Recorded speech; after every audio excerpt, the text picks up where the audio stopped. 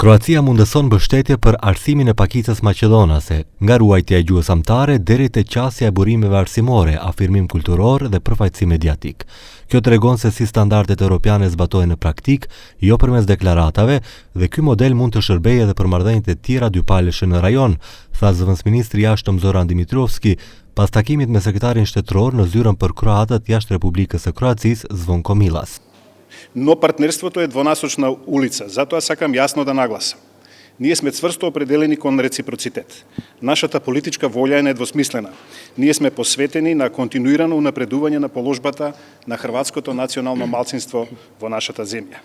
Тоа значи подобрување на институционалната поддршка, зајакнување на образовните можности, поддршка на културните активности и зачувување на идентитетот, обезбедување медиумска застапеност и видливост на заедницата. Këto deklarata të zëvendësministrit vinë në një kohë polemika të vazhdueshme mes Maqedonisë dhe Bullgarisë, derisa kjo e fundit ka problem me njohjen e etnitetit Maqedonas, ndërsa këta dhe asnjë etni tjetër nuk njihen si pakica në Bullgari, gjërsa kërkesa e Sofjes e paraqitur edhe si kërkesa e fundit për të hapur rrugën evropiane të Maqedonisë është futja bullgarëve në kushtetutën e Maqedonisë.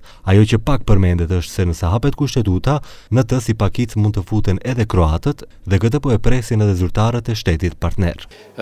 Želim s ponosom istaknuti kako Republika Hrvatska doista makedonsku manjinu drži visoko zaštićenom u kontekstu manjinskih prava, jamčim to svojim ustavom i vjerujem da ćemo isto tako doživjeti jednog dana da Hrvati u Makedoniji, a da je tomu tako, vjerujem kroz izjave najviših makedonskih dužnosnika i kroz pozitivne pomake koje smo doživjeli u proteklih nekoliko godina, siguran sam da ćemo zajedno raditi na tome da i Hrvati dobiju sve ono što im je potrebno, da budu definirani primjereno kao nacionalna manjina i siguran sam da će to prilikom prvog otvaranja Ustava i promjena Ustava u Republici Sjevernoj Makedoniji biti i riješeno.